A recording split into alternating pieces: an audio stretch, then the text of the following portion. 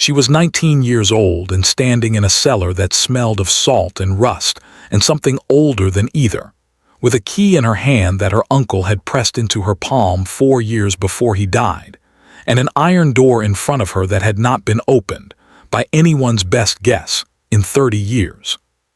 The town of Morro Bay had laughed when she bought the place. $40 for a condemned lighthouse nobody wanted, its lamp room broken open to the gulls, its keeper's cottage sagging sideways into the dune grass like a man asleep at a table. They had laughed harder when she moved in alone with a crate of tools and a bedroll and did not leave. But what nobody in Morro Bay knew, not the men who had snickered at the auction, not the women who had whispered behind their hands at the mercantile, was that somewhere beneath the broken lamp and the sagging cottage, sealed behind a door of riveted iron that the old keeper had built with his own hands and told no living soul about, was cargo that half a shipping company's lawyers had spent 3 decades trying to locate. And that Mara Doyle would be the first living soul to find it. And that what was inside would not only change her life, it would answer a question she had been carrying without knowing she carried it since she was 11 years old. Settle in and stay close. And before we go any further, let us know down in the comments where you are watching from tonight. Mara Doyle had been born in a shingled house on the low side of Cold Harbor, a fishing town 40 miles up the coast from Morro Bay, the only child of a fisherman named Samuel Doyle and a seamstress named Grace. For the first 11 years of her life, she believed, the way a child believes a thing without ever needing to test it, that the small, warm rhythm of her family was simply how the world moved. Her father went out with the boats before first light and came back smelling of brine and tar and the particular cold of open water, and he would sit her on the gunwale of the dinghy in the yard and let her coil rope, while he told her the names of currents the way other fathers told their children the names of stars. Her mother kept a treadle machine in the front room and took in mending from half the town, and she taught Mara to read at that same machine's table in the evenings, her finger moving under the words in a primer with a cracked spine, and she had a way of laughing at Mara's questions that made a plain question feel like a discovery. Her father's older brother was a man named Silas Doyle, and he kept the light at Widow's Point, a spit of rock and scrub grass 20 miles south of Cold Harbor by boat, and he came to visit twice a year, at Christmas and at the summer solstice, always in the same oilskin coat, always with a spyglass folded into his coat pocket that he let Mara look through if she promised to hold it steady. He had never married. He had been at that light for as long as anyone in the family could remember being alive, and Mara's father used to say, not unkindly, that Silas had married the lamp instead of a woman, and that the lamp had never once given him cause for complaint. When Silas came to visit at Christmas, he brought with him a smell that Mara would spend the rest of her life associating with safety without ever quite being able to name it properly. A smell of lamp oil and cold brass, and the particular damp wool of an oilskin coat that had spent a week at sea. And he would sit in the good chair by the Doyle stove and say very little, and answer her questions about the light with the same handful of words each time, patient as a tide, until she had them half memorized well, before she ever set foot on the point herself. She asked him once, when she was perhaps 9, what he did all day out there alone, and he told her that a keeper's whole job was to be the one thing on that coast that did not change its mind, not about the hour it lit, not about the hour it went dark, not about anything at all that a sailor 20 miles out might be counting on to still be exactly where he'd left it the night before. She did not fully understand the answer at 9. She would come to understand it very well indeed before she was 20. The fever came through Cold Harbor in the autumn of Mara's 11th year, carried in on a coastal packet that had taken on sick passengers at a southern port and not known it, and it took her mother in 6 days and her father in 11. And when it was over, Mara was standing in the yard in a dress that no longer fit her, watching 2 men from the parish carry a second stretcher down to the wagon track, and there was no one left in the shingled house but her. She was taken in that same week by her uncle Silas, who came up the coast in his keeper's launch the hour he got word, and who did not say much of anything on the crossing back to Widow's Point except, once, when she asked him whether the light ever went dark, that a light that goes dark on a man's watch is a thing he does not get to explain away afterward, and so it does not go dark, not ever, not for any reason a man can think of that is good enough. He did not know what to do with a grieving child. He had lived alone at that light for 20 years and had forgotten, if he had ever known, how to speak softly to anyone. And so he did the only thing he knew how to do, which was to teach her the work of his hands. For 7 years he taught her, patiently and without much speech, and she learned. She learned to trim a wick and polish brass with a chamois cloth until the reflector through the flame back doubled. She learned to read a barometer and a swell, and the particular green a sky turns before it means to do something cruel. She learned to wind the clockwork that turned the lamp's lens on its bed of mercury, and to grease the gears against the salt air, and to strip and reassemble the mechanism blind in the dark, with her eyes shut, because a keeper who can only fix a lamp by lamplight is a keeper who is one bad night away from being no use to anyone. She learned the flag signals and the bell codes and the particular cadence of the foghorn that meant 1 blast for danger and 2 for all clear, and she learned to log a passing ship's registry number from half a mile off in poor light. She learned the honest weight of a coil of new rope by the way it sat in the hand, and she learned the dishonest tricks that a cheap chandler used to pad a length of hemp with tow to make it weigh heavier than it was. Silas carried, in the breast pocket of his oilskin, a single brass key worn smooth along one edge, longer and heavier than any ordinary door key, with a small fish etched into the bow of it, so faint with handling that you had to catch it in the right light to see it at all. He never explained what it opened. When Mara was 15, he pressed it into her palm one evening at the supper table and closed her fingers around it and said only, "You'll want to know what's yours to open, and what isn't, before anyone else tells you." And after that, the key was hers, though she wore it on a cord under her shirt and did not understand it, and Silas never once brought the subject up again. He died in the winter of her 18th year, quietly, in the chair by the stove in the keeper's cottage, with the logbook open on his knee, and the entry for that evening's weather written out in his own steady hand, and nothing after it. Mara found him in the morning when she came down to relieve the watch, and she kept the light burning that night herself, alone, because there was no one else within 20 miles who knew how, and because Silas would not have forgiven her for letting it go dark on his account. She buried him on the rise behind the cottage, in ground he had chosen himself years before and marked with a stone he had cut and left waiting in the tool shed, because there was no one else to do it, and because he had told her once that a keeper ought to be buried close enough to hear the bell. She had believed in the flat, unquestioning way one believes things when there is no reason yet to doubt them, that the light and the cottage and the small saving Silas kept in a strongbox under the floor of the lamp room would come to her, because she was the only kin he had left in the world, and because she had done the work of a licensed keeper for 3 years running without a single missed watch. Wrong as it turned out. The Lighthouse service did not answer to blood. It answered to a license, and a license required a man's signature on a bond that no 18-year-old woman, however capable, was permitted by the regulations of that year to hold in her own name. And Silas, in the particular oversight that the world reserves for people who assume tomorrow will look like today, had never formally petitioned to have her named as his successor, believing there would be time, believing the paperwork could wait, believing a great many things that a man believes right up until the morning he does not wake up. His half-brother from a first marriage nobody at Widow's Point had ever met arrived by the mail packet on the 5th day after the burial.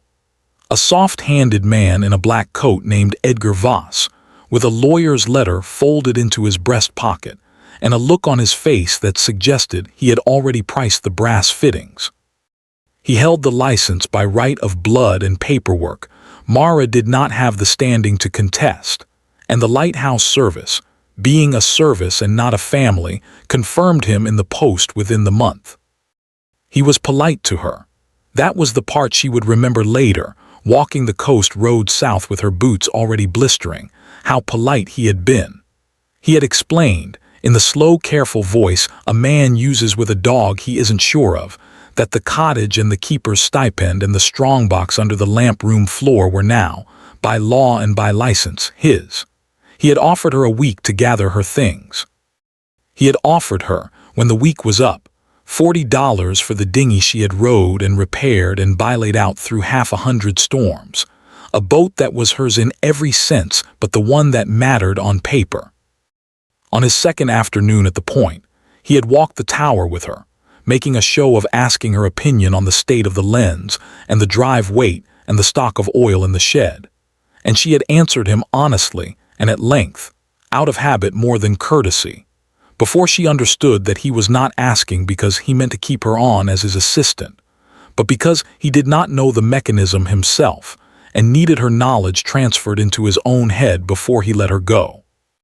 The way a man empties a cask before he sells off the barrel. The realization came only afterward, turning the afternoon over in her mind on the road south, and she was surprised to find that it stung worse than the loss of the cottage itself, that a person could take not just your position, but the very knowledge you'd spent 7 years building, and call it, the whole time, a friendly conversation between kin. Coin by coin, he had counted the bills out onto the table, and she had watched them stack, and she had not argued, because Silas had taught her without ever saying so that a person who argues from a losing position only teaches the winner how much they've won. She had signed the paper he slid across to her with the same steady hand she used to log a ship's position, and she had thanked him for the tea, which was hers, and she had gone out to the shed in the last of the afternoon light to begin the business of leaving. There was not, in the end, much to gather. She folded her 2 spare dresses and her oilskin into a canvas duffel. She rolled her wool blanket and lashed it with a length of picket line. She took the tin cup and the horn-handled clasp knife Silas had carried every day of his working life, and the small whetstone that lived by the stove, because these were her tools and Edgar Voss did not know their names. She took the key on its cord from around her neck, and held it a long moment before dropping it back inside her collar against her skin, where it had ridden for 3 years, and she felt its familiar weight settle there like something with its own small pulse. The strongbox she left where it was, though she stood over the loose floorboard in the lamp room with her boot on it for a long minute, because the paper she'd signed said the strongbox was not hers, and she was not a thief, whatever else the world had just decided to make of her. In the morning she was up before the light, which felt like its own kind of joke, given the life she was leaving. She rowed the dinghy to the mainland dock herself for the last time and sold it to a boy from the fish market for the $40 Edgar Voss had offered, because she needed the coin more than she needed the boat, and a boat sold honestly is worth more to a keeper's niece than a boat given away out of pride. Edgar Voss came out onto the porch in his shirt sleeves as she shouldered her duffel at the gate. He said her name once, not unkindly. He asked her where she meant to go. She told him Marrow Bay, because it was the only town south along the coast she had ever heard Silas speak of without a curse attached to the name, and because a woman asked such a question by a man like Edgar Voss ought to have an answer ready whether she had one or not. He nodded, as though the answer satisfied some private accounting in his head, and wished her luck, and went back inside and shut the door. She did not look back at the light. She had already done her looking, standing watch through the last night with her hand on the lens housing, and she did not intend to spend any more of her strength on a lamp that no longer belonged to her. The coast road between Cold Harbor and Marrow Bay ran 40 miles along bluffs of gray shale and wind-bent cedar, and Mara Doyle walked it in 4 days because the coastal packet cost money she had decided to save, and because walking gave a person time to think, whether or not she wanted it. She slept the first night in the lee of a fish-drying shed with her blanket pulled over her ears against the wind, and she chewed a heel of hard bread softened in her mouth, and she thought once of Silas in the chair by the stove with the logbook open on his knee. And she did not cry, because crying cost water and warmth she could not spare on a night that cold, and because she had learned long ago that grief was a load you carried the way you carried ballast, distributed evenly and lashed down tight so it would not shift on the grade. The second day the wind came around out of the north and brought with it the smell of kelp rot and coal smoke from some steamer well out past the horizon, and her feet had blistered through her second pair of stockings, and she stopped at midday in the shade of a leaning cedar to unlace her boots and look at the damage, and she found she did not have the heart to be sorry for herself about it, because self-pity, like crying, was a thing that cost more than it gave back. She passed, that same afternoon, a fishing hamlet of perhaps a dozen houses where a woman hanging wash in a yard called out to ask if she wanted water, and gave her a dipper of it from the well without asking why a road-worn girl was walking the coast road alone with a duffel on her shoulder.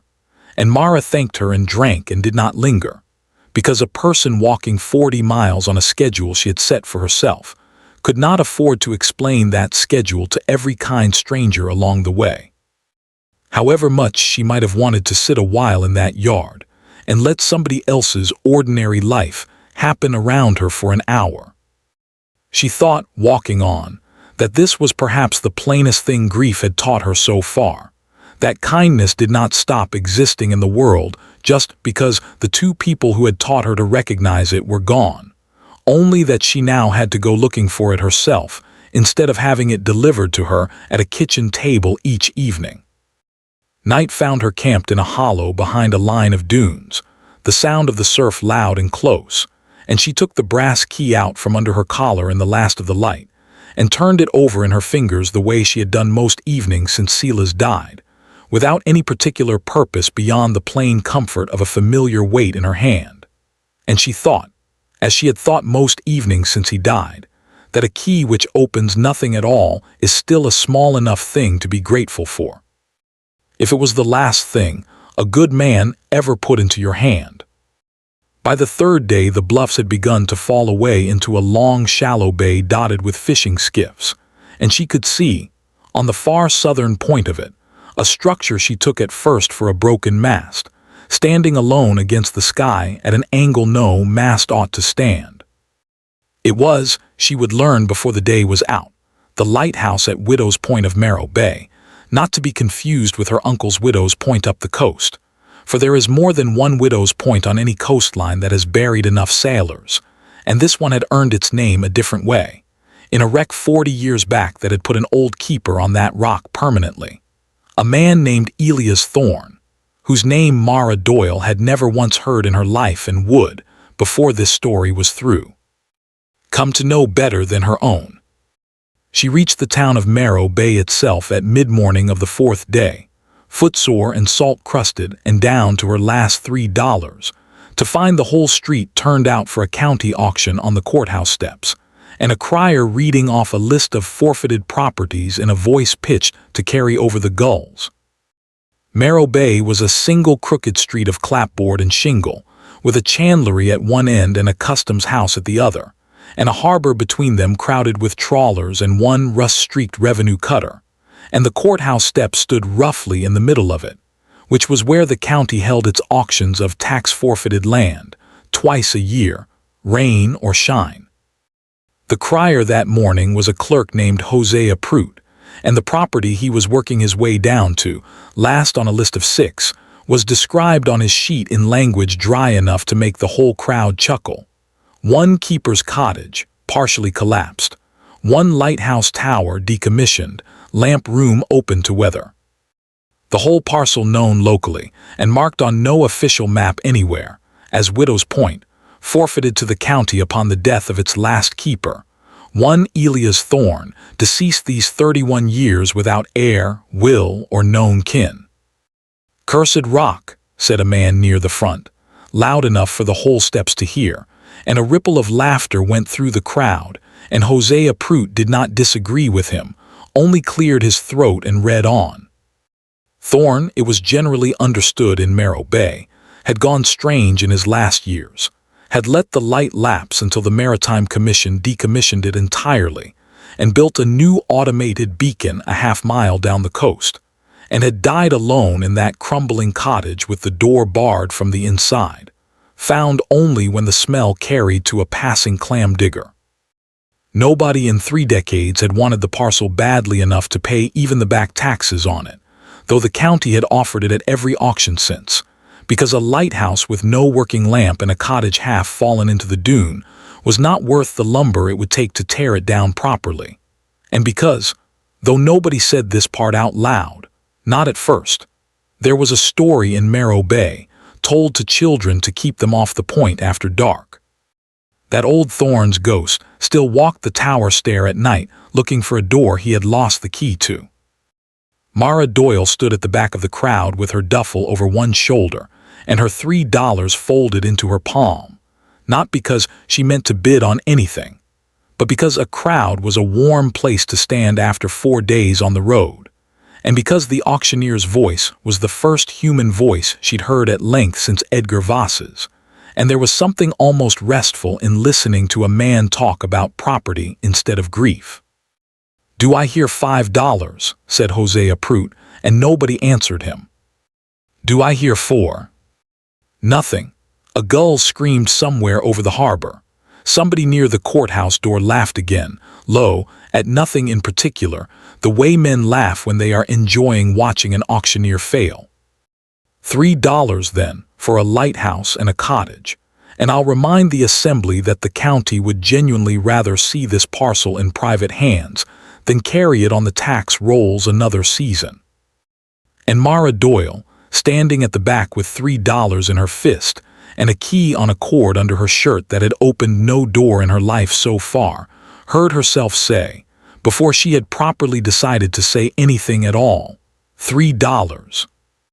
The crowd turned to look at her the way a crowd turns to look at a joke it hasn't caught yet. Hosea Prout peered over his spectacles at the road-dusty girl in the back with the duffel bag and asked her, not unkindly, whether she understood what she was bidding on, and she said that she believed she did. A lighthouse and a cottage on a point called Widow's Point, and he said, going once, going twice, in the flat voice of a man who does not expect to be interrupted, and nobody interrupted him, and the gavel came down. If this part of the story is landing with you, if you can already feel the shape of what's coming, let us know down in the comments how many of you have ever bought something everyone told you was worthless. "Sold," said Hosea Prout, to the young lady at the back for $3, and the laughter that went up around the courthouse steps was not cruel exactly, but it was not kind either, and a woman near the front said, loud enough to be heard, that the girl had just bought herself a ghost story and a pile of broken shingle, and several people agreed with her, and one man offered, half serious, to buy it back off her for $5 just so she wouldn't have to sleep out there. And she said no thank you and meant it. She signed the deed at a small table set up beside the steps, in the same steady hand she had used to sign away a dinghy and a license not 2 weeks before, and the county clerk who witnessed it, a thin, nervous man named Corliss, asked her twice whether she understood that the county accepted no liability whatsoever for the structural condition of the tower or the cottage, nor for any injury she might sustain from either, nor, he added, lowering his voice slightly, for anything she might happen to encounter out there that the county's own inspectors had declined to go looking for themselves. She told him she took his meaning, every word of it, and signed where he pointed, and folded the deed into her coat beside the little remaining money she had left in the world, and walked away from the courthouse steps to a scattering of laughter behind her that she did not turn around to acknowledge, because Silas had taught her that a person who turns around to answer laughter only proves to the laughers that it landed. Widow's Point of Marrow Bay sat 1.5 miles down a track of packed shell and sea oat past the last house in town, and Mara Doyle walked out to it that same afternoon with the deed folded into her coat and her duffel over her shoulder, and she stood a long while at the gate looking at what $3 had bought her. The tower itself was sounder than the town gossip had led her to expect fieldstone up to 40 feet, with the lantern room's glazing broken out on the seaward side, and a rust-streaked stain running down from where the old lamp mechanism had wept oil for 30 years unattended. But the stair inside, when she tried it, held her weight without complaint. Iron treads bolted into stone the way a man builds a thing he means to outlast him. The cottage attached to its base had fared worse. Its roof caved in on the north corner where a winter's accumulated snow had finally had its way with a rafter, and the door hung on one hinge, and the smell inside was of mildew and mouse, and something under both of those that she could not immediately place. She did not sleep in the cottage that first night. She cleared a corner of the lamp room instead, 40 feet up, swept out 30 years of gull droppings and broken glass with a scrap of canvas she found in a locker, and she slept there with her blanket around her shoulders and the wind coming through the broken panes. And she told herself honestly that she had slept in worse places in the last 4 days, which was true, and that this one at least was hers, which was truer still, and worth more to her that night than a whole roof would have been. In the morning she began, without any plan beyond the plan of a person who has nowhere else to be, the slow work of making the place livable. She patched the cottage roof with driftwood and canvas tarred at the seams, working the way Silas had taught her to work a rigging splice, in small sections done properly rather than large sections done in a hurry. She hauled the broken glass out of the lantern room a bucket at a time and buried it well back from the tide line. She scrubbed 30 years of neglect out of the lens housing with vinegar and a wire brush, though the lens itself, a great faceted eye of glass and brass, was too far gone with green corrosion in its bearing race to turn, and she left it for later, because some jobs want doing in the right order. She spent the better part of her 3rd week flat on her back in the lamp room's cramped undercroft, working the clockwork mechanism free 1 gear at a time, laying each piece out on a strip of canvas in the exact order she'd removed it, the way Silas had drilled into her hands so thoroughly that she no longer had to think about the sequence at all, her fingers simply knowing it the way a tongue knows the shape of a familiar word. The mercury bed that had once let the whole lens assembly float and turn on almost no effort at all had gone thick and dull with age and needed straining through cheesecloth before it would run true again. And she did that work outside, downwind, with a rag tied over her mouth and nose, because mercury was a thing Silas had taught her early to respect and never once to be careless around. She rebuilt the drive weights chain link by link where rust had eaten through, salvaging what she could from a coil of ships chain Tobias Marsh sold her at cost. And by the end of that 3rd week, the mechanism turned again under her hand, slow and even, for the first time in 3 decades, though the lamp it was meant to turn still had no working light to carry. Word of the strange girl at the point had, by then, traveled the whole length of Merrow Bay's 1 street, and more than once she looked up from her work to find a face or two watching her from the gate, curious rather than unkind, the way people watch a thing they cannot yet decide whether to be afraid of or simply impressed by. The town of Merrow Bay, in those first weeks, treated her the way a town treats a joke that has decided to stay in the neighborhood. Children walked out along the shell track on Sunday afternoons in pairs to look at the strange girl living alone at the haunted point, and ran off giggling if she came out onto the porch. The chandler in town, a man named Tobias Marsh, sold her rope and nails and a second-hand handsaw at fair prices without comment,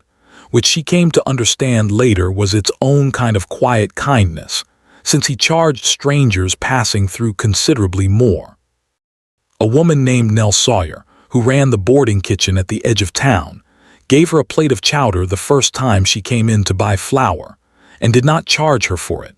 and did not ask her a single question about the point or the ghost, or what in the world she thought she was doing out there alone,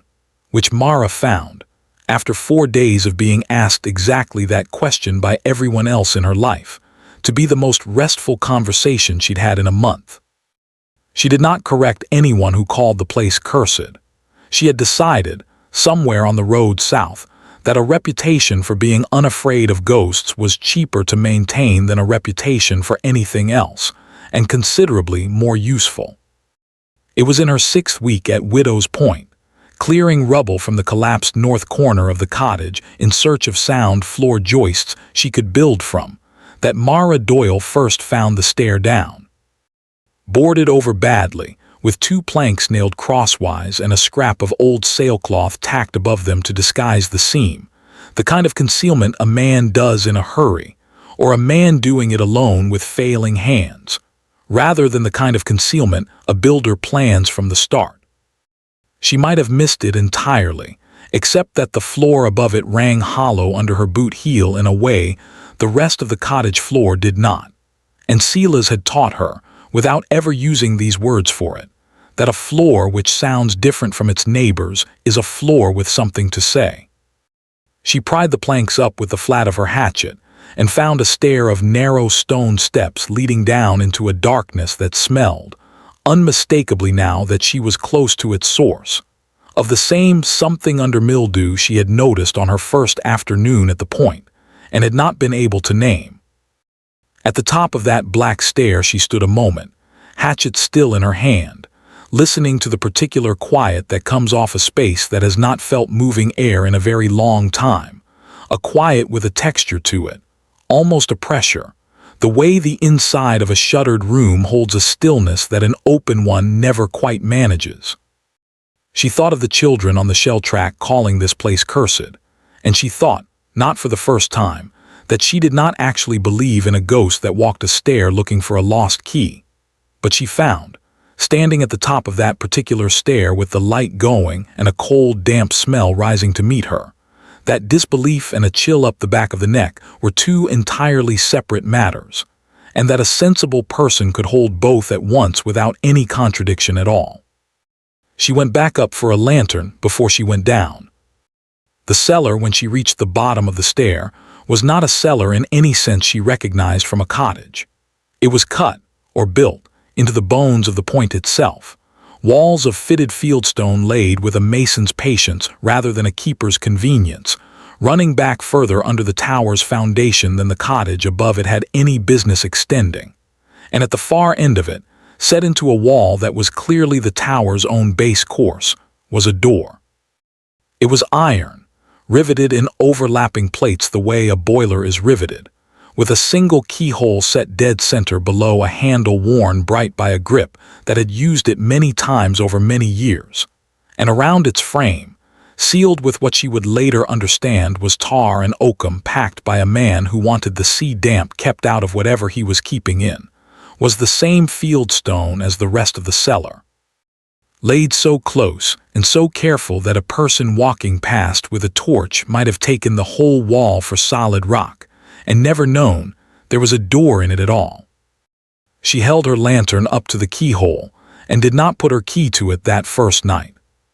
She went back up the stair instead, and sat a long while on the cottage's broken step in the last of the daylight, turning the brass key over in her fingers, feeling the small worn fish etched into its bow, and she thought about Silas at the supper table saying, "You'll want to know what's yours to open, and what isn't before anyone else tells you." And she thought that she had spent 3 years believing that key opened nothing at all, a keepsake and no more, and she found she was, for the first time since her uncle's funeral, afraid of something in a way that had nothing to do with weather or want.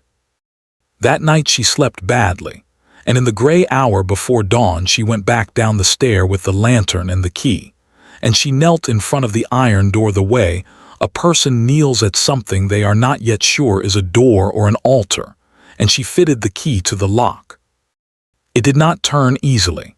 30 years of salt air had worked its way even into a lock built by careful hands, and she worked the key back and forth, feeling for the give the way Silas had taught her to feel for the give in a stuck valve, patient rather than forceful, because a lock forced is a lock ruined, and a lock ruined tells you nothing at all. And then, with a sound like a held breath finally released, the mechanism turned. The door swung inward on hinges that had been oiled. She would realize later, more recently than 30 years ago, oiled in fact, not long before old Elias Thorne had died, as though a man who knew his own time was running short had gone down one last time to make sure that whoever came after him would not have to fight the hinges as well as the lock.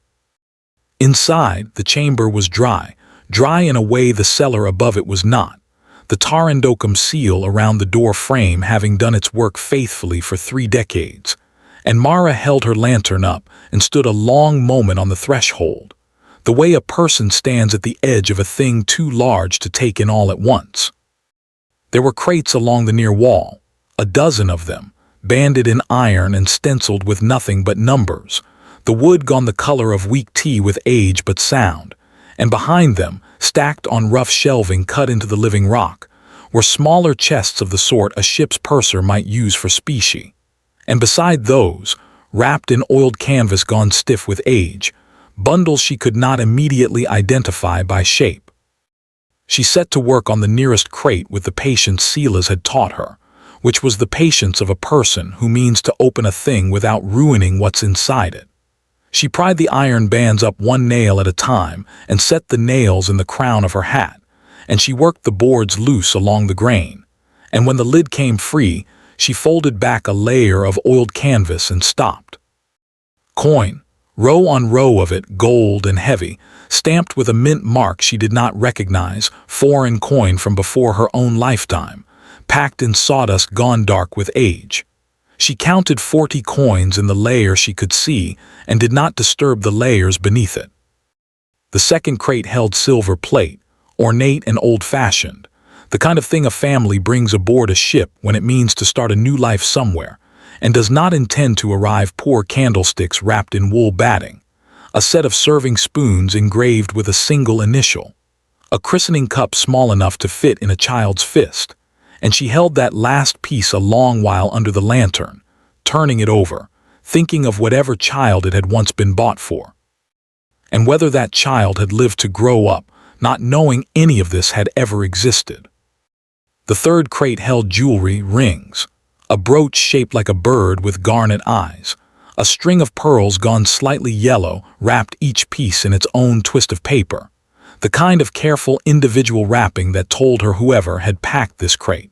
whether the Calloway family themselves before the wreck or Elias Thorne afterward, had handled each piece as though it still belonged to a person and not simply to a ledger entry.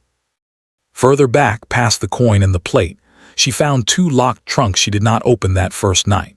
and a smaller bundle wrapped in oilcloth that proved, when she finally worked the knots loose, to hold nothing more valuable than a child's rag doll. Its stitched face faded nearly to nothing, and a man's pocket watch stopped at 17 minutes past 2, and she understood, holding those 2 ordinary objects in the lantern light, that whatever this room held in gold, it held something else in it too. The plain, unweighed sorrow of a family that had lost, on one bad night 40 years gone, considerably more than its silver. The smaller chests held more coins still, and one held, wrapped in oilskin at the very bottom, a leather satchel that when she opened it proved to hold a ship's manifest, water-stained but legible, and a small leather-bound logbook in a cramped, careful hand, and a letter, 4 pages long, written in pencil on the back of what looked to be a page torn from that same logbook, folded once and addressed on the outside, in a hand grown shaky toward the end of the line, to whoever finds this. She sat down on an overturned crate in the lantern light and opened the letter and read. My name is Elias Thorne, and I have kept this light, man and boy, for 41 years, and if you are reading this then I am dead, and the door has finally been opened by someone other than me, which I confess I have hoped for and dreaded in about equal measure every year since I sealed it. I am writing this on a bad night with the wind up and my chest gone tight in a way it did not use to go tight, because a man who is starting to suspect he will not see spring ought to write down what he knows, in case the knowing dies with him, which would be a waste, and worse than a waste, a wrong. 31 years ago this coming autumn, the packet ship Meridian struck the outer bar in a gale that took down 2 other vessels the same night, and I pulled 11 souls off her decks and out of the water before she broke up entirely, working the dory alone because my assistant keeper had gone down with fever that same week, and there was no one else on the point to help me. Among those 11 was a family bound for the Northern Territories with everything they owned loaded aboard that ship, and among that family's belongings, salvaged from the wreck in the days after by men from town who did not know what they were looking at, and brought to me because I was the keeper and keepers are trusted with wreckage until an owner can be found, was what you have just opened. I wrote to the shipping company. I wrote to the customs house in the territorial capital. I wrote in time to every address I could find for the family itself, a name I will set down plainly as Calloway, and I received back, over the course of 11 years of writing, exactly nothing, because the company had gone under in a panic 2 years after the wreck, and the family, so far as I was ever able to learn, had scattered or died or simply stopped answering letters from a lighthouse keeper on a rock they had every reason to want to forget. I could not in good conscience turn this over to the county, who would have folded it into the general fund and called it found money, nor could I in good conscience keep it as my own, being neither a thief nor a man who needed much beyond a keeper's salary and a warm stove. So I built this door, and I sealed this room, and I have waited these 31 years for either the Calloway family or their honest heirs to come asking, or, failing that, for someone worth trusting to be the one who finds it after I am gone. There is a man I served alongside for one hard season on this coast, years before you were likely born, whoever you are, a keeper's mate out of Cold Harbor by the name of Samuel Doyle, who came down to help me rebuild this very lamp room after a winter storm took the glazing out, and who worked 11 days straight without complaint and refused a full wage for the last 3 of them, because he said the job wasn't done right yet, and he wouldn't be paid for wrong work. I have thought of him more than once in these last years, wondering whether he stayed on this coast, whether he had people, whether any of his people turned out anything like him. If you are one of Samuel Doyle's people, or if you can find one of Samuel Doyle's people, I would trust this room to them sooner than I would trust it to any lawyer or customs officer this county has ever sent me. Take of the coin what a fair finder's wage would be, and no more. Send word to the Maritime Commission office and let them do the slow work of tracing the Calloway line, if any of it remains, and if it does not, let the commission and a decent judge decide what's fair. For I trust neither myself nor any stranger to decide that alone, 31 years on, in a room lit by one failing lamp. I am tired tonight, and the wind is up, and the light still needs winding before I sleep, so I will close this out. I hope whoever you are, you found your way to this point in better circumstances than the Meridian's people found their way to mine. And I hope, whatever this room turns out to mean for you, that you go on from here and build something with it, rather than simply sit on it the way I have sat on it all these years out of caution that maybe did more harm in the end than good. Elias Thorne, Keeper, Widow's Point, this 11th of November. Mara Doyle read the letter through once, and then she read it through again, and when she came the second time to the name Samuel Doyle written in the shaking hand of a man she had never met, she set the pages down flat on her knee and pressed her palm against them and sat a long while without moving, while the lantern guttered low against the stone, and the smell of old salt and older paper rose up around her in the sealed dry dark, and she understood, without any drama at all, that this room and this letter and this coin had been waiting, in the way that certain things wait, for the one person on this whole stretch of coast who would know exactly what to do with them. She did not touch the coin again that night beyond what she needed to close the crate. She climbed back up the stair with the lantern and the letter and the logbook, and she sat on the cottage step until the sky went from black to gray to the flat pale color of a morning that has decided not to be dramatic about anything. And then she washed her face in the rain barrel and put on her one good shirt and walked the 1.5 miles into Morro Bay to the customs house at the harbor end of the street, because a keeper's niece, whatever else the world had made of her these last months, still knew that wreckage belonged to the authorities before it belonged to anyone's pocket, her own included.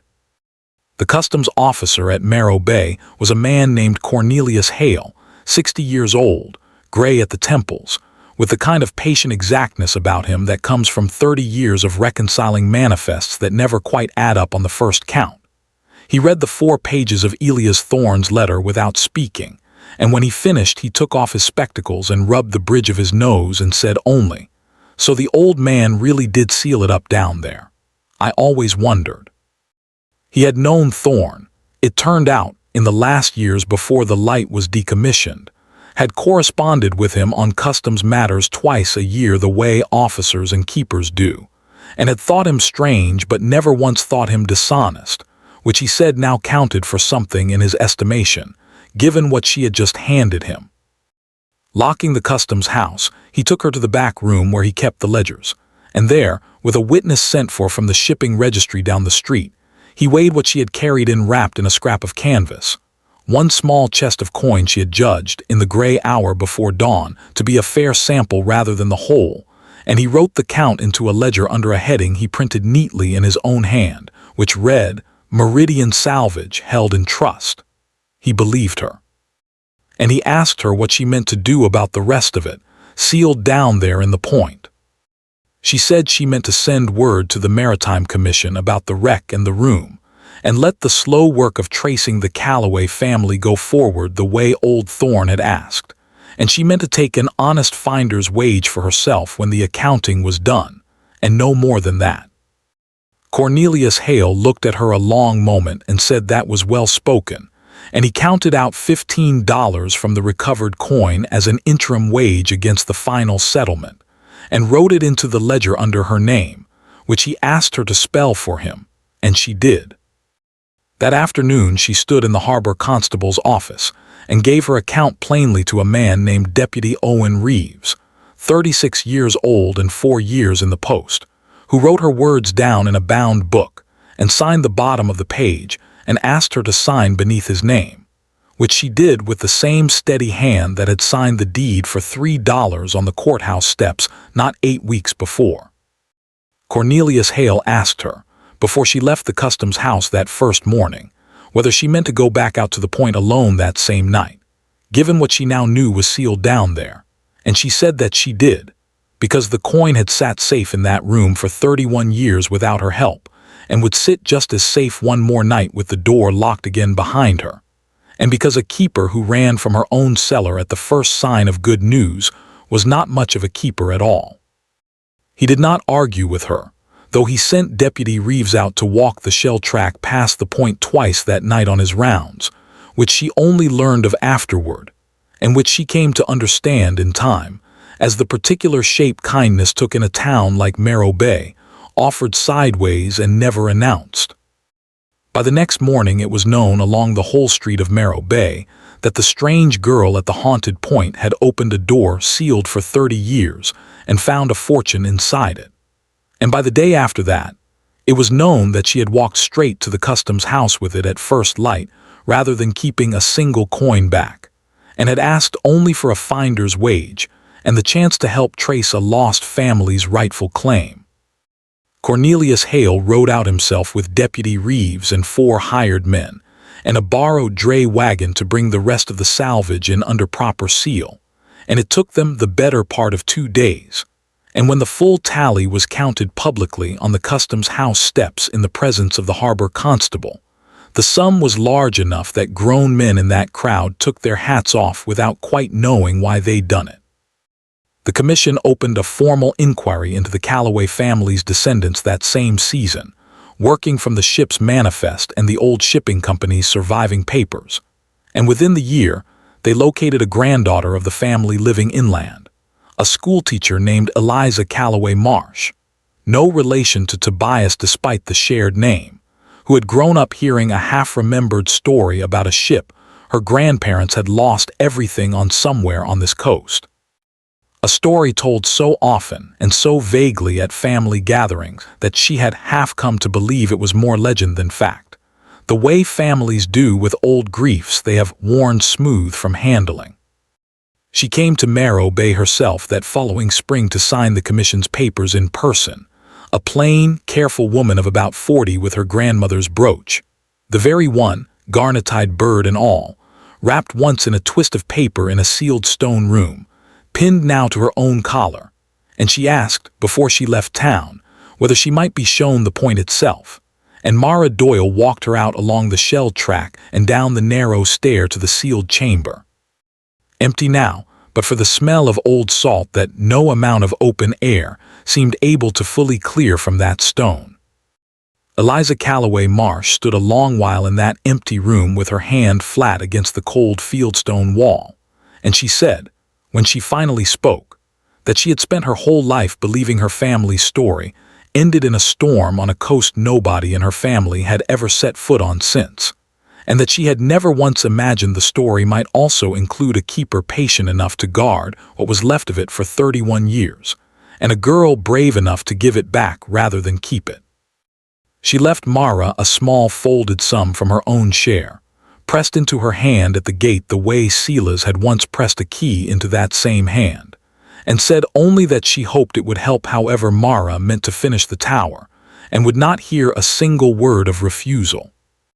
Mara Doyle took a room above Nell Sawyer's boarding kitchen for $2 a week, while the tower itself was slowly, properly repaired, and she asked for a window that faced east, toward the point she had bought for $3, and very nearly lost her nerve over the night she found the stair down. Nell Sawyer, 58 years old, the widow who ran that kitchen, set a place for her at the long table without asking a single question she hadn't already had answered by the town's own gossip, and put in front of her the first hot supper she had eaten sitting down since Cold Harbor, which was chowder thick with clam and potato, and a wedge of cornbread cut from an iron pan, and said only that a person who'd been sleeping in a lantern room all these weeks deserved a proper chair under her at least once a day. A coil of new manila line and a crate of glazing glass arrived at the point one morning courtesy of Tobias Marsh, the chandler, 61 years old, delivered without being asked, and without a bill ever presented, and he said only that a working light was good for every boat in that harbor, his own included, and he'd rather see it lit again than see a fair price for the glass. On a Sunday afternoon, Deputy Owen Reeves came out to the point on his own time with 2 of his boys and helped her reset a fallen section of the cottage's north wall, and said, when she tried to thank him for it, that a woman who'd handed over a fortune to the customs house without being asked to had earned a Sunday afternoon's labor from any decent man in the county twice over. Reverend Josiah Pratt, 54, of the little chapel at the head of the street, walked out to the point one evening and stood a long while looking up at the half-repaired lantern room, and told her that old Elias Thorne had been buried, 31 years before, in the churchyard under a stone that simply read Keeper, no other words, because nobody at the time had known enough about him to write anything truer, and he asked her whether she'd like the stone changed now that more was known. And she said she would think on it, and did, and in time the stone was changed to read Elias Thorne, Keeper, who kept faith, which the whole town came out to see the day the mason finished the new lettering. By the end of her 3rd month back at Widow's Point, people on the street of Merrow Bay spoke her name when she passed rather than falling quiet the way they had that first week, and children who had once run giggling from the haunted Lighthouse girl now asked her boldly, straight up on the porch steps, whether the ghost was really gone, and she told them honestly that she'd never once met a ghost out there, only an old man's very careful kindness. 31 years too patient to be believed, until somebody finally opened the door. The Maritime Commission, in recognition of her handling of the salvage and her evident competence with the mechanism itself, granted her, after a certain amount of correspondence, and a certain amount of Cornelius Hale's personal advocacy on her behalf, a probationary keeper's license for the newly restored light at Widow's Point, the first such license issued to a woman on that stretch of coast in the Commission's recorded history, and the lamp was relit on a clear evening in early autumn, for the first time in over 30 years. Along the shell track, the whole town came out that evening to watch it, though nobody had organized the watching and nobody quite admitted to having come for that reason rather than some other errand that happened to bring them past the point at dusk.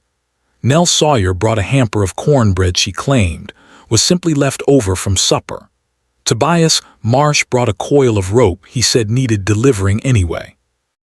Deputy Owen Reeves brought his 2 boys, who had by then long since stopped believing in any ghost at all, and had taken instead to calling the point their favorite place on the whole coast. Reverend Josiah Pratt stood at the back of the small crowd with his hat in his hands, and when the lamp caught and swept its first slow beam out over the darkening water, a sound went up from that crowd that was not quite a cheer and not quite anything Mara had words for, only the sound a town makes when it has quietly, without ever announcing the decision out loud, changed its mind about somebody. There were harder nights in between all of this than the story, told quickly, might suggest.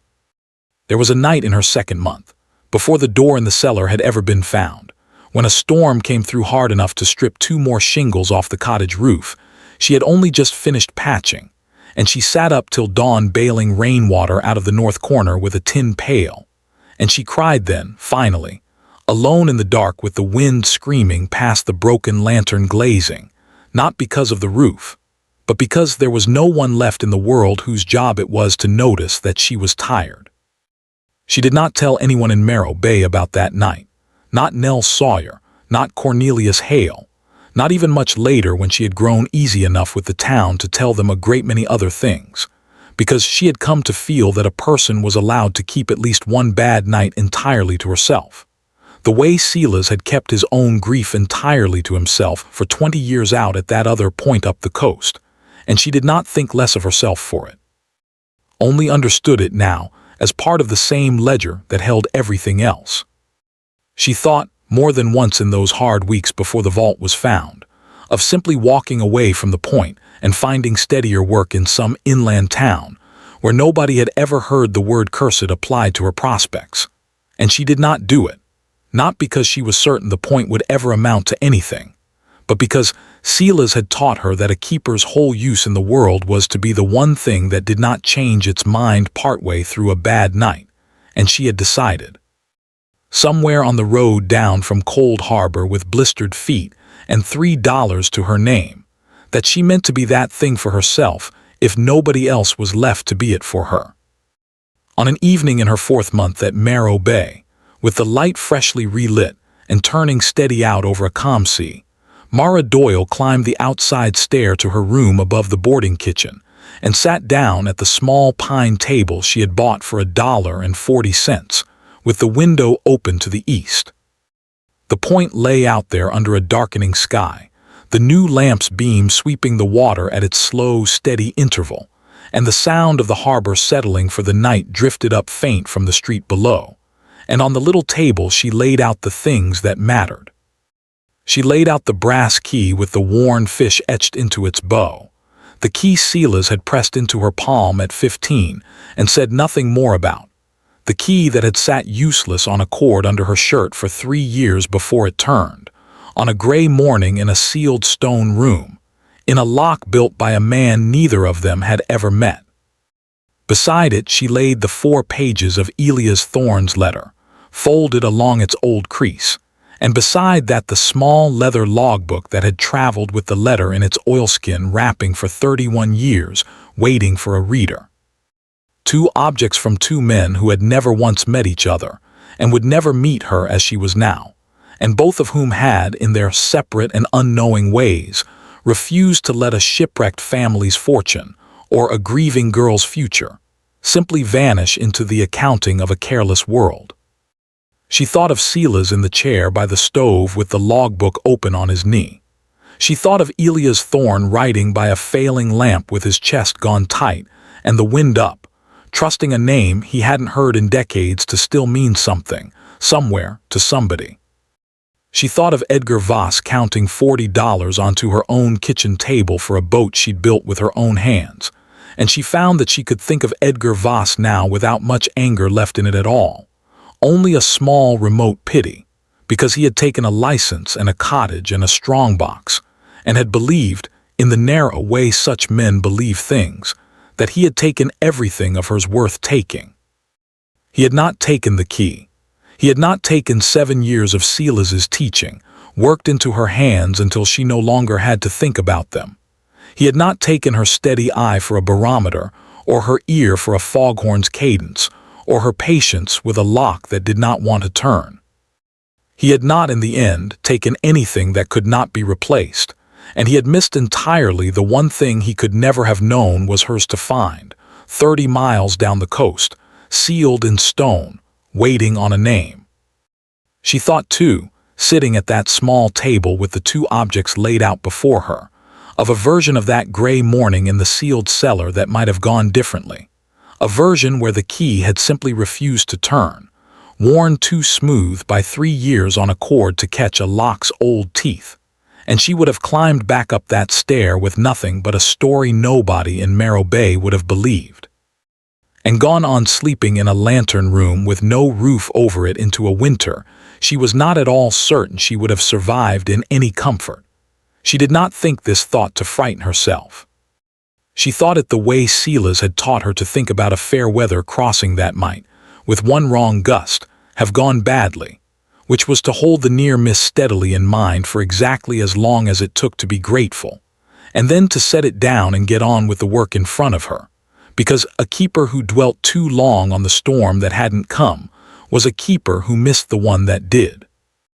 Eliza Calloway Marsh came to mind too, standing in that empty stone chamber with her hand flat against the cold wall, and the particular quiet way grief and gladness had sat together on that woman's face, as though finding out the end of her family's oldest sorrow, and finding out that a stranger had guarded it faithfully for 31 years were, in the end, very nearly the same feeling wearing two different coats. Mara had not fully grasped, until she watched that woman's face, what it meant to be the person standing at the exact point where someone else's long unfinished grief finally came to rest. She knew it now, and she thought she would carry the knowing the rest of her working life, the way a keeper carries the memory of the one really bad night that taught her what the job was actually for.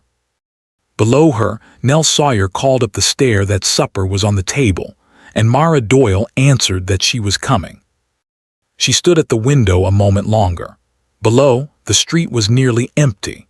2 fishermen were walking up from the harbor with their gear over their shoulders, and a light was coming on in the customs house window, where Cornelius Hale sometimes worked late over the Meridian ledger she had helped him begin.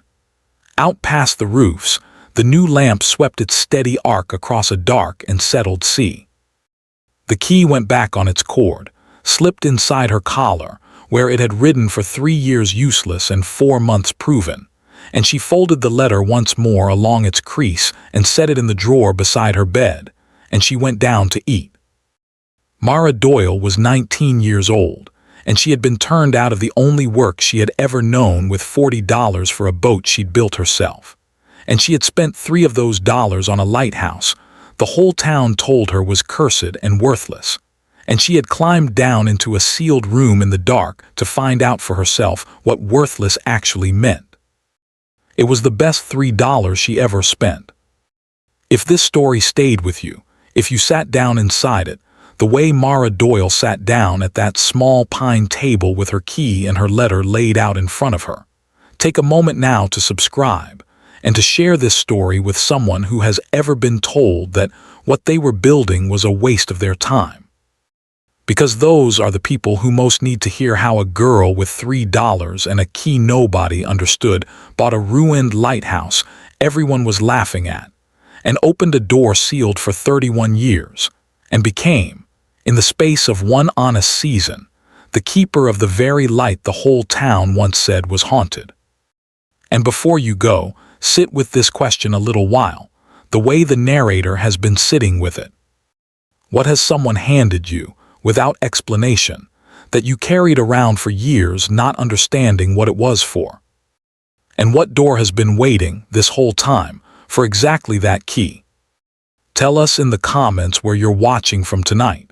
And if you're willing, tell us what you're still carrying and what you think it might finally be for.